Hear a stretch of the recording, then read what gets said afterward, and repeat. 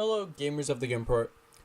We got news just at BlizzCon for the new Hearthstone expansion coming out. So before I get into that, if you guys are new to the stream, new to the channel, new to the videos, make sure to hit that subscribe button while you guys are at it. Hit that little bell to receive a little extra piece of notification because I will be doing everything new with the expansion.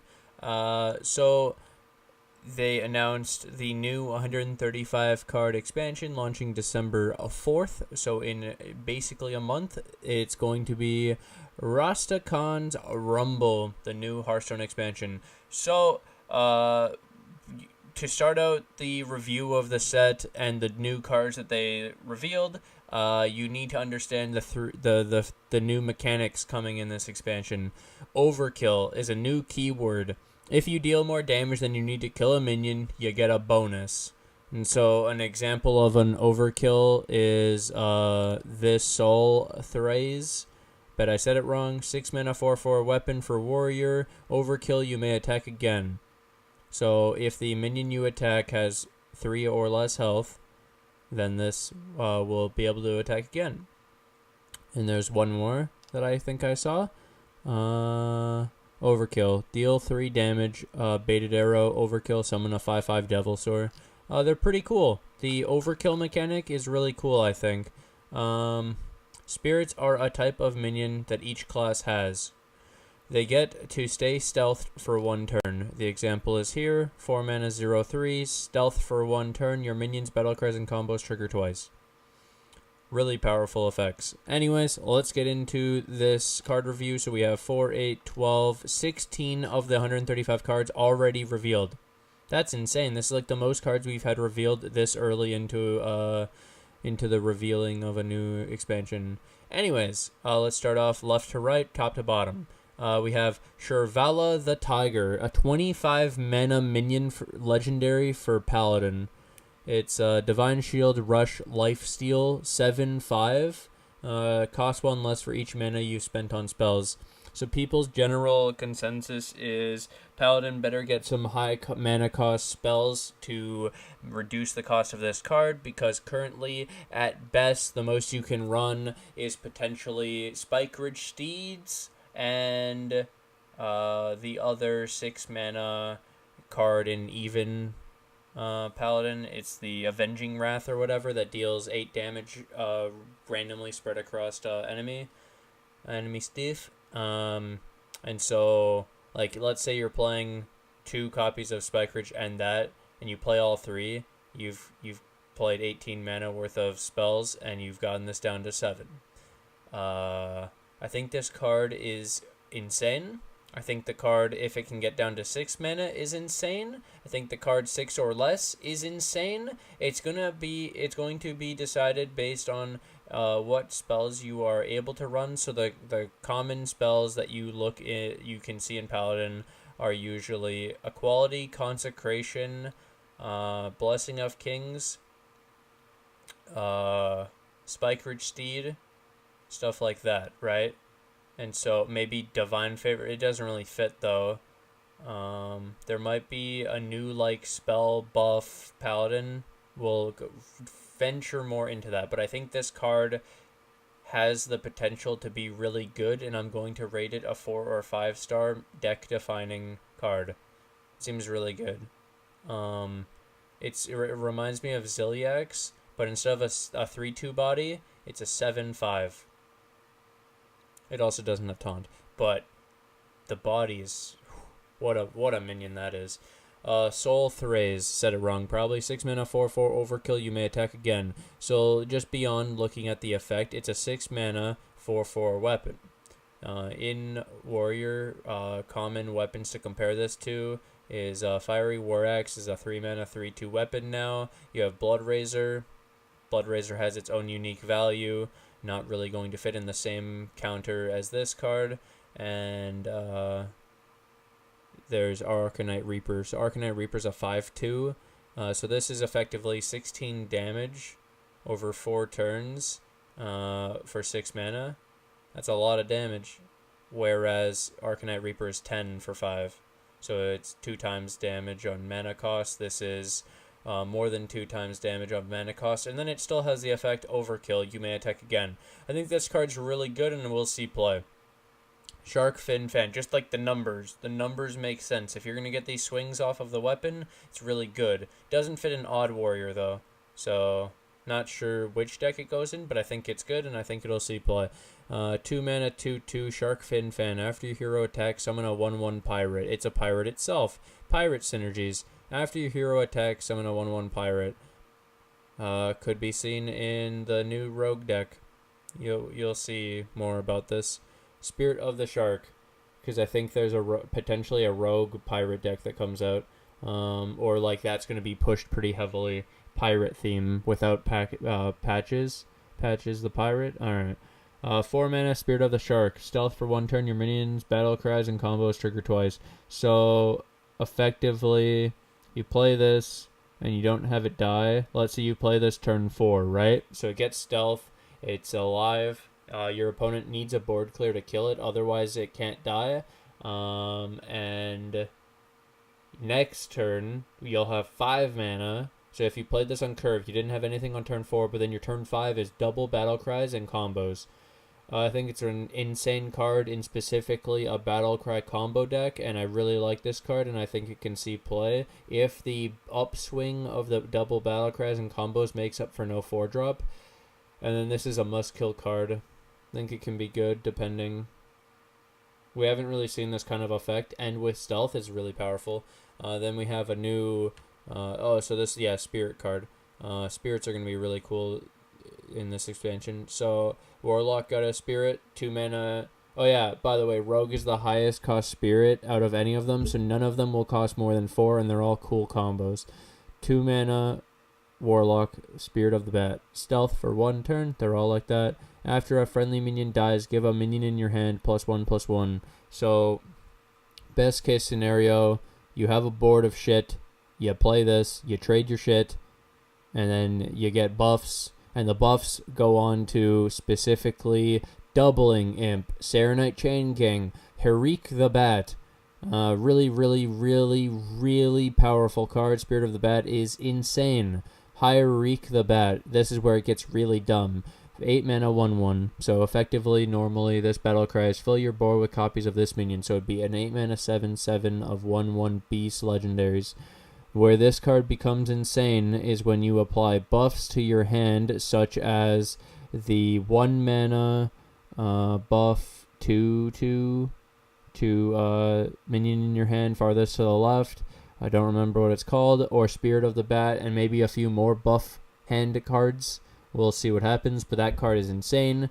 It starts out as an 8 mana 7/7, then it's an 8 mana 14/14, 8 mana 21/21. It starts getting really insane very quickly, and when you get past the 3-4 HP mark, the game's over. Because you think of there's the big spell mage with the person who, for playing all the spells that cost 5 or more, summon 5/5s. That guy is a game ending. Like, this card is really powerful, and that archetype might be a thing. I could easily see doubling Imp, Serenite Chain Gang, hir'eek the Bat, Spirit of the Bat with Zoo. Just fits with another win condition on top of Gul'dan, possibly.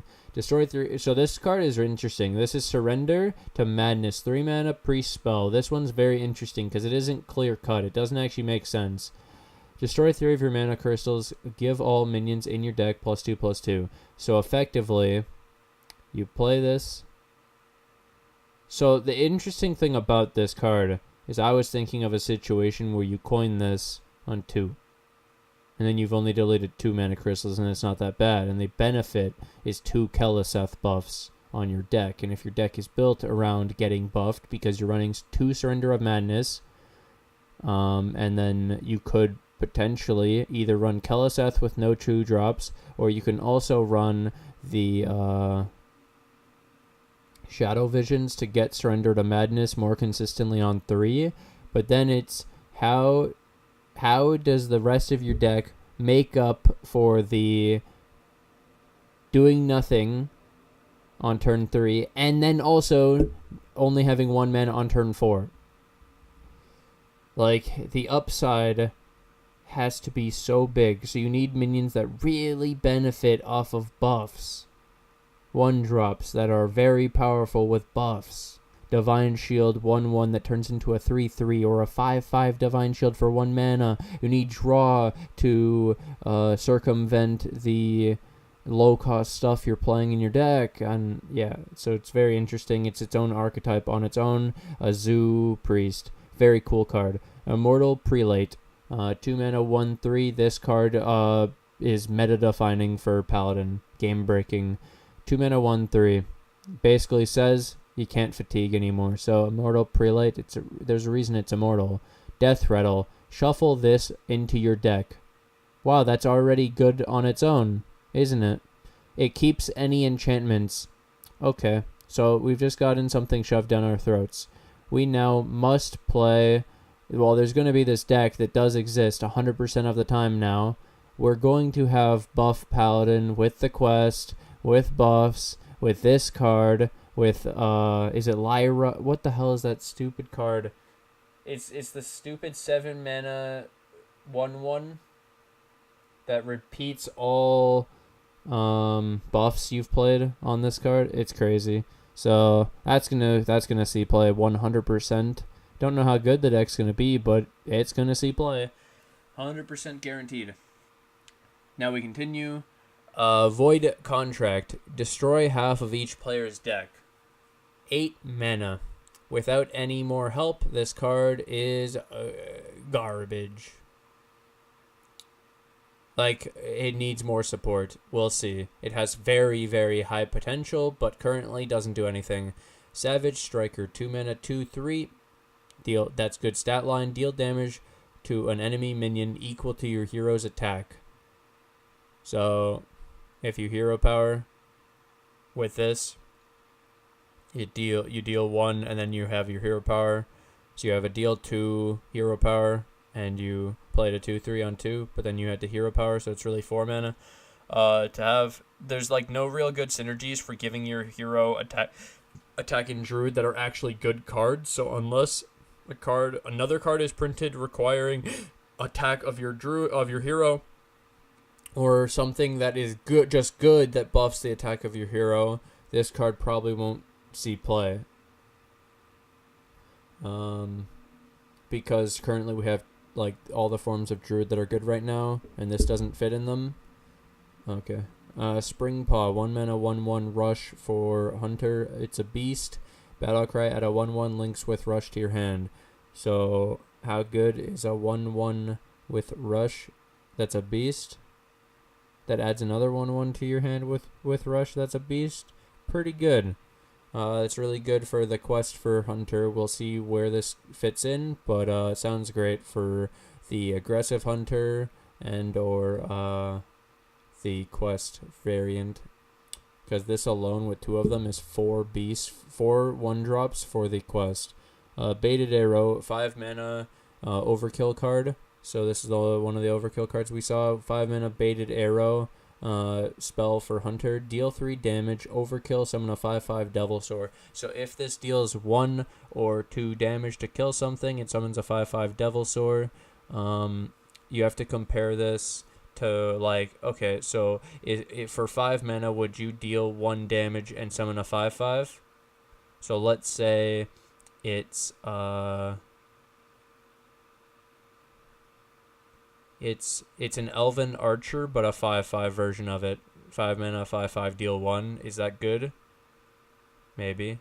Is that same thing, but with 2 damage good? Of course. You have a 4 mana, 3/3 Phoenix that does 2 damage.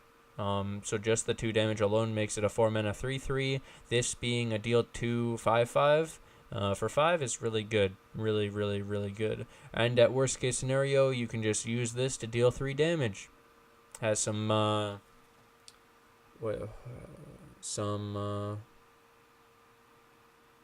options. Basically what I wanted to say. So then we have 4 more cards. A new Shaman spell. This is common, so expected it. Does that not affect Arena anymore? Doesn't matter, actually. 6 mana spell for Shaman with Overload 3. Rain of Toads. Summon 3 2/4 toads with taunt, overload 3. So, very interesting card, by the way. So, what card did I immediately think of when I saw this card summoning 3 2/4s with taunt? The immediate thought is of...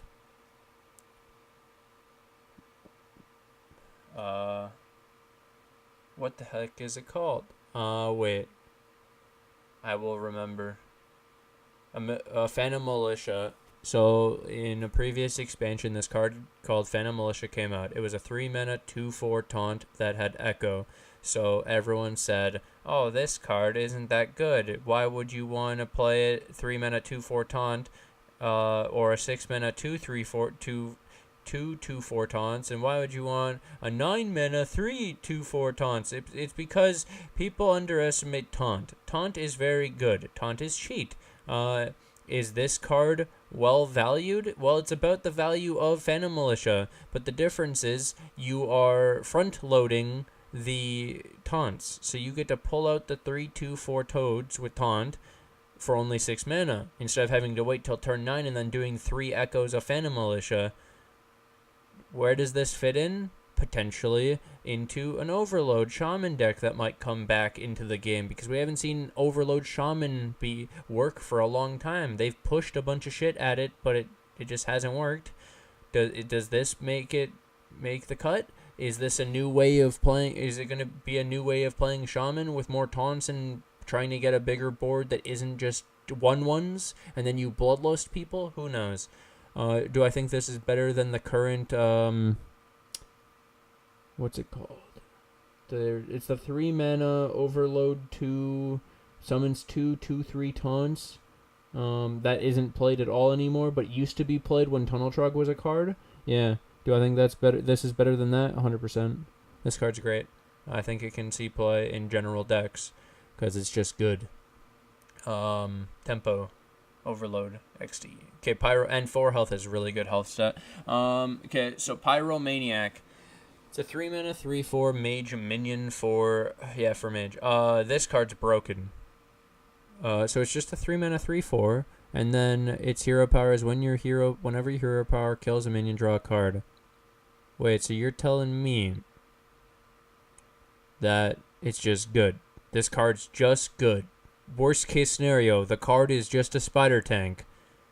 Best case scenario, the card's insane. Now you put it in a deck called Odd Mage, and then you have an upgraded hero power, and you can run Frostlich Jaina. And so not only when you play this card with the upgraded hero power that you have the deal 2 draw a card if it kills it, which will happen, not only that, you have Frostlich Jaina after, and when you're making water alleys for free, hey, Pyromaniac can draw some cards. This card's just good in Odd Mage. Wow, that's just a good mage card. Awesome. This card, though, this next one, ooh, this one's an interesting one. This is weird. So, when I saw this card, I thought of Elise, the Trailblazer, and like the packs and all that shit, and value, right? So it's an 8-mana 5/5 mage legendary, Hex Lord Malacrass. Battlecry, add a copy of your opening hand to your hand except this card. And so basically what this says is potentially if you had your quest in your opener as quest mage, you can get a second quest. Kind of weird. Not sure how that becomes relevant, but it's something I was reading and I was like, that's kind of cool. The other things to think about is generally first or second you get 3 to 4 cards. And so this is an 8-mana 5/5 that doesn't draw 3 or 4 cards thinning out your deck. It adds a copy of the hand. And now people have said stuff like, oh, against aggro, this is a dead card. I don't disagree. But really, that's like most high-cost cards are dead cards against aggro. That's just how the game works. It's like aggro against a priest has to kill the priest before Psychic Scream, or else Psychic Scream is a good card, right? It's like 7 mana threshold. is fine. 6 mana, depending on if they have coin because they went second and they're really losing, they could have 6 mana Psychic Scream. It's normal that these high-cost cards are not good against aggro. This card isn't made to compete with aggro. This is another way to generate late-game value. And do I think an 8-mana 5/5 make 3 cards that are in your deck, so they're not random, they're not garbage, you intentionally put them in your deck? Do I think that card's good? Yes. Do I think this card will see play? Yes. Do I think greedy people who play this game will put this in their deck? Yes. Will it be good? I don't think it'll be meta-defining. I don't think it's game-breaking. I think it's really cool. There's probably some cool strategies with where you could get multiple Sork Apprentices more than you should have been able to have in your deck. You could have multiple copies of specific legendaries if it just so happens to be in your opening hand. There could be specific matchups where you would just like one extra copy of this other card. And obviously they took it with the little step of accept this card, because if you could generate this card from your opening, you could keep regenerating your opening hand over and over, and it would be an infinite combo, and it'd be broken. So good on them. The cool card. I really like it. I like a lot of these cards. I'm very excited for the new expansion, and usually am. 6 mana Cannon Barrage. Deal 3 damage to a random enemy. This is where the Pirate Rogue deck that I was talking about was going to come in. It's the last card. So, Cannon Barrage, deal 3 damage to a random enemy. Repeat for each of your pirates. So, let me make this clear. No matter what, with no pirates, this deals 3 damage to a random enemy.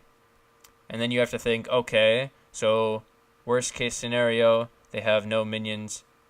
You hit them in the face for 3. Okay. It's for 6 mana. Not good. Now, at 1 extra pirate, 6 damage. 1 pirate, 6 damage.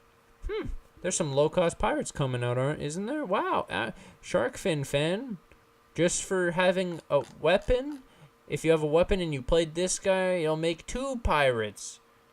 If you, on turn 10, had a weapon, played 2 Sharkfin fans, and then attack, you get 4 pirates, you Cannon Barrage, and you have 15 damage burst, because you have to remember Cannon Barrage is deal 3 on its own, and it adds to that damage. And so you're going to add another 4 of these 3s, which is 12. So 15 damage for 6. Is this card good? This is game-breaking if it's good. Because this is more than... Okay, so you have to... I look at this as like... People normally would say, oh, but if I had a big board of pirates, I'd already win. Or if I could just get a big board in Shaman, I would win. Well, the interesting thing about this card is that you don't need to have them able to attack. This is just on its own dealing the damage. It doesn't buff up your minions. It's hit them, deal damage to the enemy, kill things. Good card. So I think this card is good, and it's meta-defining, and Pirate Rogue might come back. Also, something I noticed is 2 mana, 6 mana. Let's continue to look at... 4 mana. Let's continue to look at the new Rogue cards and see if a new weird even Rogue comes out of nowhere with Pirate synergy. I don't really see it happening because we would like... probably some 1-cost pirates, some 3-cost pirates, especially some of the good ones that we've seen before. I don't actually know which pirates are still in the game. I'll have to take a look and then include that into the next review of the next cards.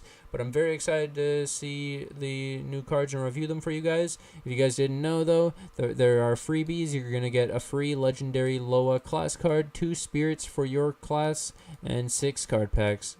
Pretty good. Looking forward to this expansion. Hope you guys are too, and I hope you guys enjoyed my card review.